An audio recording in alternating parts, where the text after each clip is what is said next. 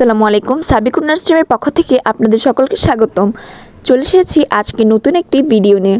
আমার আজকের রেসিপি হলো ফ্রাইড রাইস। এখানে আমি একটা হাঁড়িতে পানি গরম বসিয়ে দিয়েছিলাম। এখন আমি পানিটার মধ্যে দিয়ে দিলাম তেল।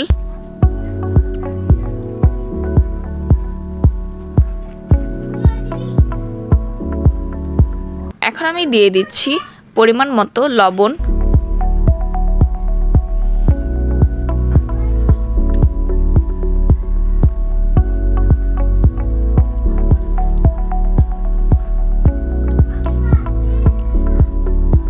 এখন আমি এখানে দিয়ে দিলাম কয়েকটা তেজপাতা এবং কয়েকটা আস্ত এলাচ।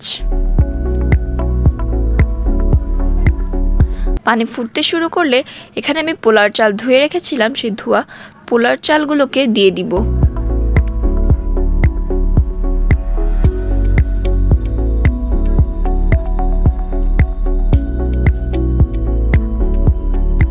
এখন চাল দেওয়া হয়ে গেলে আমি চালটাকে একটু নাড়াচাড়া করে নিব।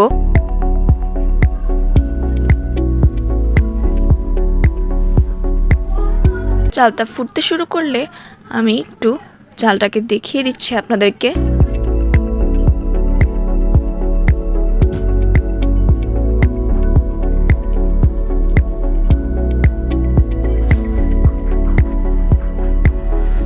আমার পোলাওটা প্রায় হয়ে এসেছে।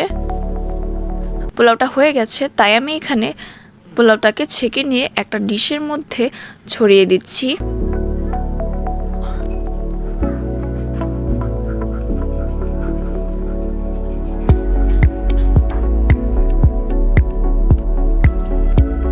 এখানে আমি একটা ফ্রাইং প্যানে তেল দিয়ে দিচ্ছি।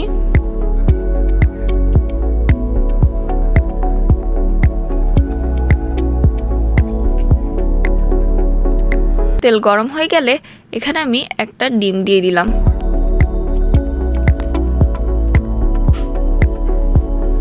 দিয়ে দিচ্ছি আরেকটা ডিম।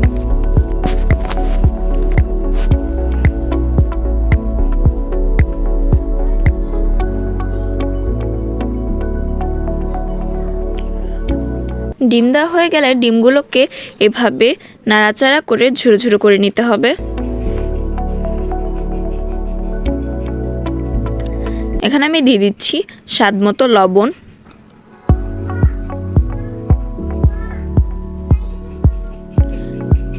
ডিম ভাজা হয়ে গেছে, তাই আমি ডিমগুলোকে এক পাশে তুলে রাখছি।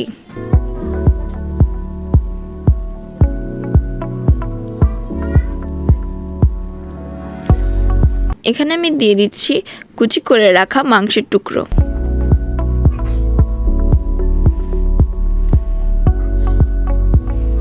মাংসের টুকরোগুলোকে নাড়াচাড়া করে ভালোভাবে ভেজে নিতে হবে।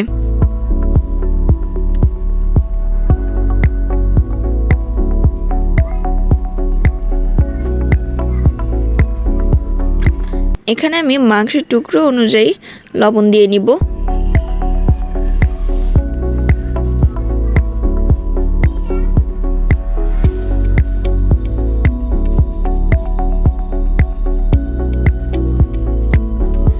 এখন আমি এখানে দিয়ে দিচ্ছি কুচি করে কেটে ধুয়ে রাখা চিংড়ি মাছের টুকরো।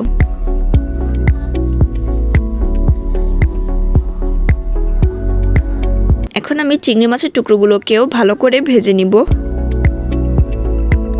এখানে আমি দিয়ে দিয়েছি সামান্য পরিমাণে পানি।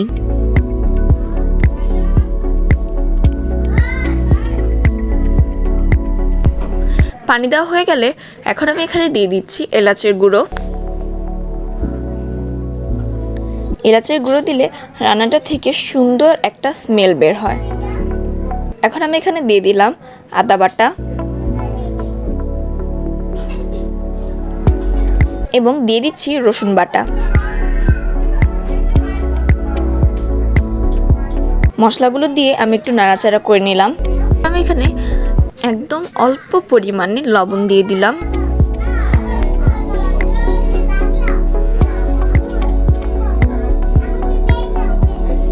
এবার আমি এখানে দিয়ে দিচ্ছি কুচি করে রাখা গাজর।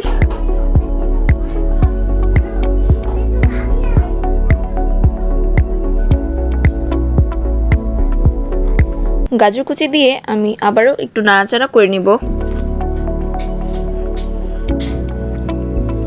এখন আমি এখানে নিয়েছি মটরশুঁটি, নিয়েছি স্প্রিং অনিয়ন এবং বরবটি।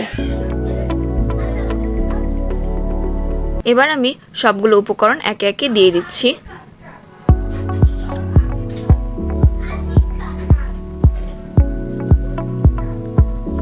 এখন আমি সবগুলো উপকরণ ভালো করে নাড়াচাড়া করে মিশিয়ে নিব।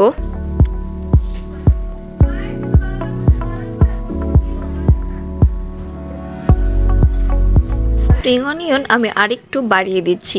যদি আপনাদের কাছে খারাপ লাগে তাহলে আপনারা আপনাদের পরিমাণ মতো নিয়ে নেবেন।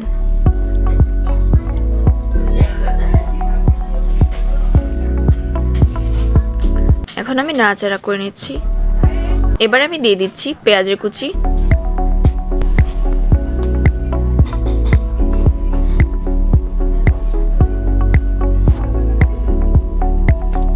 এখন আমি এখানে দিয়ে দিব সয়া সস।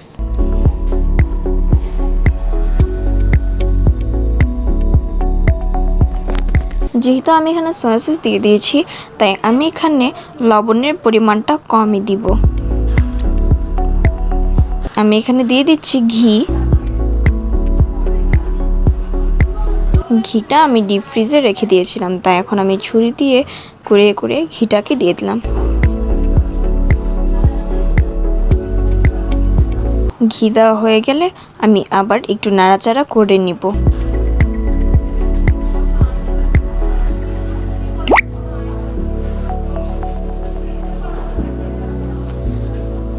এখন আমি রান্না করা পোলাওগুলোকে একে একে দিয়ে দিচ্ছি।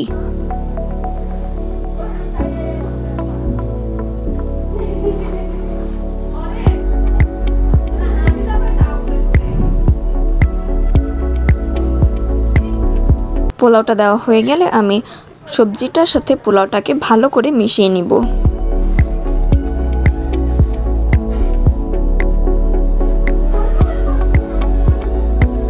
দেখুন, এভাবে নাড়াচাড়া করে পোলাওটাকে সবজিটার সাথে মিশিয়ে নিতে হবে।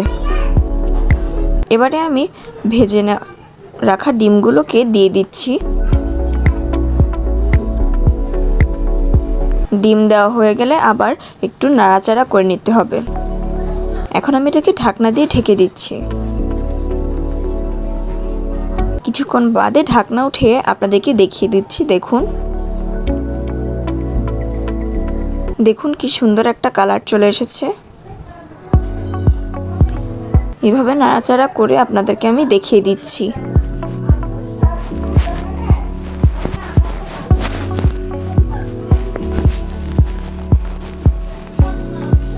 এখন আমি এটাকে আবার একটু ঢাকনা দিয়ে ঢাকা দিয়ে দিব। ঢাকনা উঠিয়ে দেখিয়ে নিচ্ছি। দেখুন, ফ্রাইড রাইসটা প্রায় রেডি হয়ে এসেছে।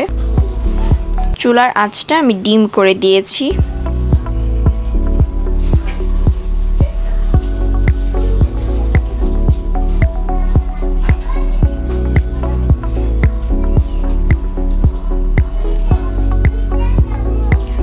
আমার রান্না করা হয়ে গেছে, তাই আমি ফ্রাইড রাইসটাকে তুলে নিচ্ছি।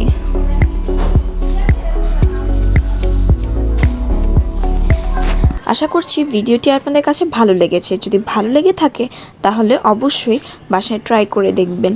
ট্রাই না করলে ফ্রাইড রাইসটা যে কত মজা হয়েছে আপনারা সেটা বুঝতেই পারবেন না। যদি ভালো লেগে থাকে তাহলে অবশ্যই ভিডিওটিকে লাইক, কমেন্ট এবং সাবস্ক্রাইব করে দিবেন। শেয়ার করতে ভুলবেন না।